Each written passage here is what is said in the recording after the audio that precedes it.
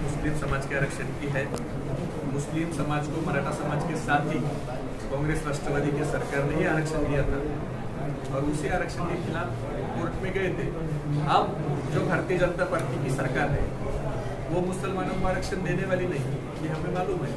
इसलिए जो देने वाला आएगा, जो सेकुलर सरकार आएगी, उसके पास हम मांग करेंगे।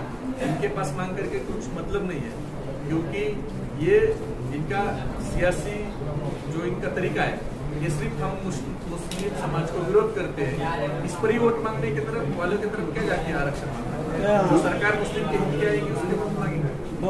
बीडचे बबन गीते यांनी वक्तव्य केलं का पंकजा मुंडे राष्ट्रवादीमध्ये आल्याचं त्यांचं स्वागत। युवक प्रदेशाध्यक्ष म्हणून तुमची काय भूमिका आहे? परळीचे बबन गीते, पंकजाताई ओबीसीच्या मोठ्या नेत्या गोपीनाथराव मुंडे साहेब यांचा त्या राजकीय वारसा चालवतात आणि आपण बघतोय की सातत्यानं भारतीय जनता पार्टी देवेंद्र फडणवीस 2014 पासून पंकजाताईला दाबण्याचा प्रयत्न करतायत। ओबीसीच्या नेत्यांना त्यांना दाबण्याचा प्रयत्न होतोय।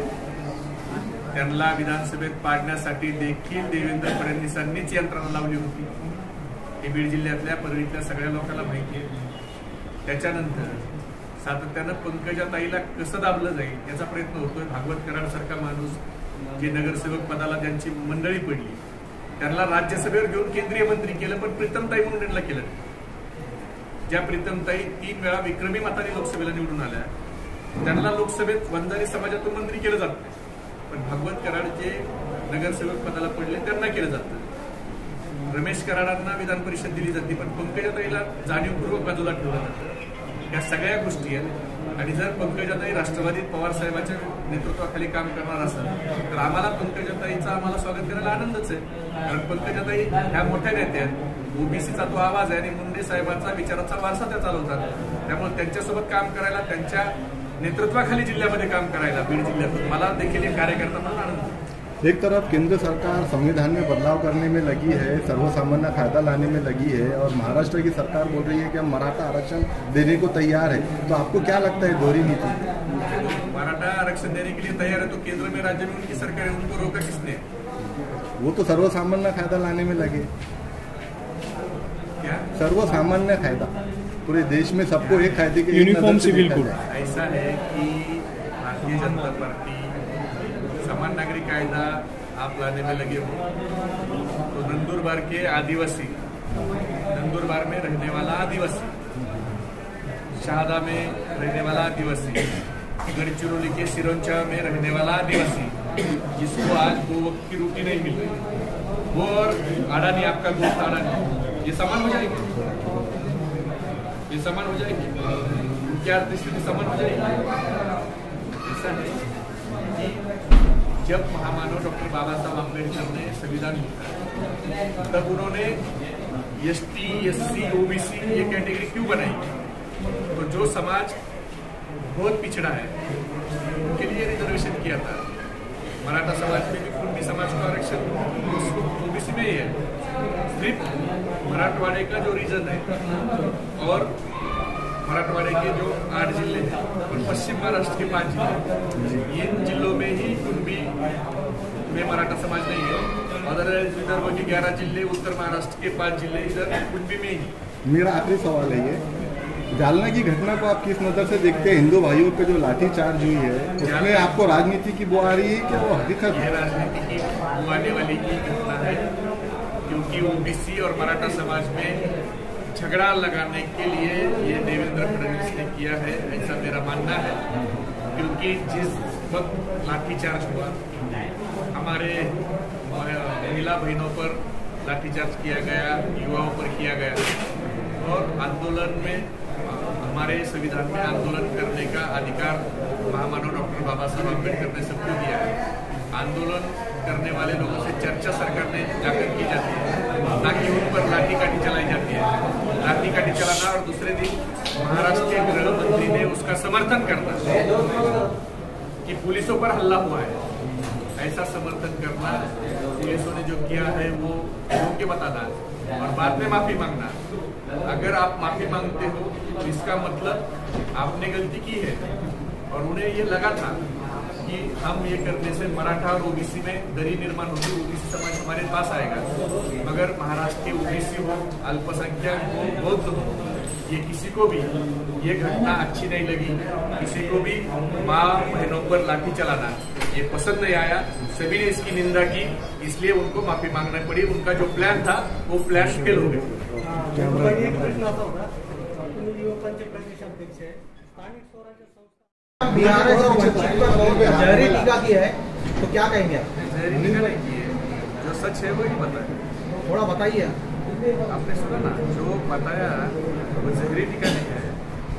भारतीय जनता पार्टी को ये मालूम है कि कौन से वोट हमको नहीं मिलने वाले, वो वोट सेकुलर पार्टियों को ना मिले, इसलिए उन्होंने MIM को, BRS को, वंचित को ऐसे लोग खड़े कर वोट कैसा डिवाइड होगा और बीजेपी का कैंडिडेट कैसा चुन के आएगा, इनका वो प्लानिंग है। क्योंकि MIM खुद के जो तेलंगाना स्टेट है, उस तेलंगाना स्टेट में सिर्फ विधानसभा की 8 सीटें लड़ी, लोकसभा की 1 सीट लड़ी। एक समाज के वोट पर खुद के राज्य में उन्होंने एक बार मुख्यमंत्री बनाना चाहिए और फिर हिंदुस्तान के बाकी राज्यों में जाकर उन्होंने सीट खड़ा करना चाहिए। तुम खुद के स्टेट में 8 सीट खड़े करते हो और यूपी में जाकर 100 सीट खड़े करते हो, तो ये सब अभी लोगों के समझ में आ रहा है कि ये सीट क्यों खड़े किए जा रहे हैं, क्यों खड़े होते हैं। ये अभी लोगों को समझ में आ रहा है कि ये भारतीय जनता पार्टी की साजिश है। सर, आपने MIM का लॉन्ग फॉर्म भी बताया, BRS का लॉन्ग फॉर्म भी बताया, वो बताइए। सुने ना आपने, BRS जो है, B मतलब भारतीय जनता पार्टी, R मतलब राष्ट्रवादी का फुटा हुआ गठ और S मतलब शिवसेना का फुटा हुआ गठ और MIM मतलब मोदी गुट में। और प्रफुल्ल पटेल और छगन भुजबल पर भी आपने टीका की है, जो एक वक्त आपके नेता रह चुके हैं। जो सच है वो मैंने उनको याद दिलाया।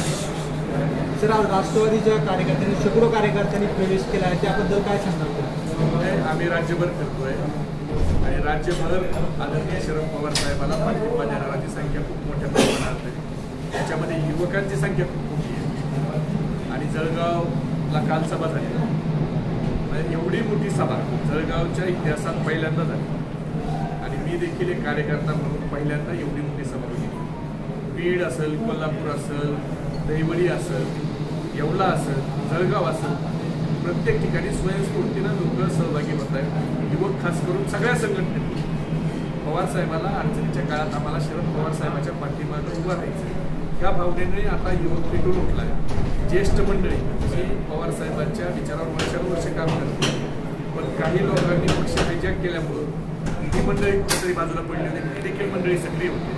असं मी माझ्या भाषणामध्ये सांगितलं की समुद्राला आवटी आल्यावर सगळी घाण जशी बाहेर निघते, तसं आता राष्ट्रवादीतली सगळी घाण बाहेर निघली आणि आता भरती जी येते ती चांगल्या लोकांची, तरुणांची भरती राष्ट्रवादीत पवार साहेबांच्या विचाराखाली त्या ठिकाणी काम करण्यासाठी येते. सर, आने वाले इलेक्शन में आपकी लड़ किससे रहने वाली है, किसको आप अपना कॉम्पिटिटर मानते हैं? जनता पार्टी शहर में MIM का दबदबा है। वो देशमुख साहब, पूरा सवाल तो उन दोनों की, आप MIM को नहीं मानते अपना कॉम्पिटिटर? सर, उनका आमदार भी आया, खासदार भी आया, चूंकि वो आमदार जो पार्टी के हैं वो कॉम्पिटिटर नहीं हो सकते हमारे। 2 आमदार 288 में 2, ये बहुत कम है। लेकिन आमदार के टाइम पे उन्होंने कुछ 50 आमदार यहाँ पे आपकी गिराई भी है, कांग्रेस राष्ट्रवादी की 35 गिरा, 35 गिराए, तो वो गिराने के लिए खड़े किए ना। तो फिर भी आप नहीं मानते हो आपके लिए खतरा है बोल? नहीं, खतरा ये बीजेपी के लिए वो काम कर रहे हैं। खतरा अभी लोगों के समझ में आया है कि ये वोट डिवाइड करने के लिए खतरा है। हमारी जो फाइट है वो बीजेपी के साथ है, MIM के साथ, वंचित के साथ या BRS के साथ नहीं है। हमारी फाइट बीजेपी के साथ है। जो वोट बीजेपी को नहीं मिलने वाले उसके लिए इन्होंने BRS, MIM, वंचित ऐसे लोगों को खड़े करने का कोशिश बीजेपी कर रही है। MIM दावा करती है हम सेकुलर पार्टी, अभी मराठा मोर्चे को भी समर्थन दी, मराठी पक्ष को भी समर्थन दी है, इम्तियाज जलील वहाँ जाकर मुलाकात की है। जो सेकुलर पार्टी है, अगर सेकुलर पार्टी हो तो वो 25 करोड़ और 100 करोड़ की बात नहीं करती। सेकुलर पार्टी हिंदू मुस्लिम को जोड़ने वाली बात करती है, हिंदू मुस्लिम एकता वाली बात करती है। हिंदू मुस्लिम में माहौल खराब हो, रिश्ता खराब हो, ये बात सेकुलर पार्टी नहीं करती।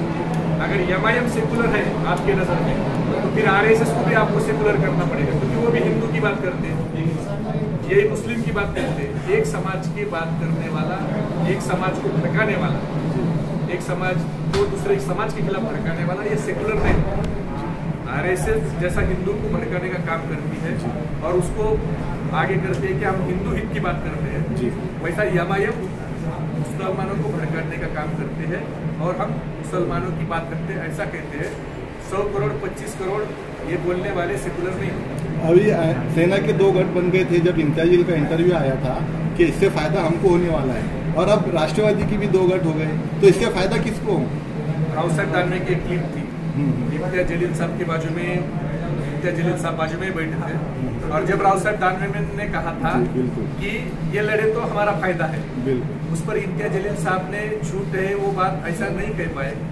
इसका मतलब वो सच है, उन्होंने मुस्कुराकर उसको हमी भर दी है। तुम्ही वंचितची गोष्ट केली, वंचित महाविकास आघाडीसोबत यायला तयार आहे ना? वंचित महाविकास आघाडी सोबत यायला तयार असते, चर्चा करते, शेवटपर्यंत वातावरण निर्मिती करते, आणि चर्चेमध्ये बारामती लोकसभा आम्हाला द्या, माढा लोकसभा आम्हाला द्या, चर्चा करायची, पण मागणी अशी करायची जी समोरची पार्टी देऊ शकत नाही। आपली ताकद किती आहे? ज्या वेळेला आपल्याला भारतीय जनता पार्टीला हरवायचं आहे आणि ज्या वेळेला आता इंडियामध्ये सगळे पक्ष एकत्रित बसतात, त्यावेळेला ते सगळे पक्ष म्हणजे पश्चिम बंगालचं मी तुम्हाला उदाहरण सांगतो, ममता बॅनर्जी आणि सीताराम येचुरी यांचं 7 दिवसाचं वैर पश्चिम बंगालमध्ये, ते दोघं एकमेकाचे एवढे कट्टर विरोधक आहेत, ते दोघंच एकमेकाच्या विरोधात लढाई करतात। पण देशावर मोदी नावाचं जे संकट आलंय, त्या संकटाला देशातून हद्दपार करण्यासाठी ते दोघं इंडियाच्या व्यासपीठावर एकत्र येतात। नितीश कुमार आणि लालू प्रसाद यादव यांची लढाई आहे, पण ते मोदी नावाचं संकट टाळण्यासाठी ते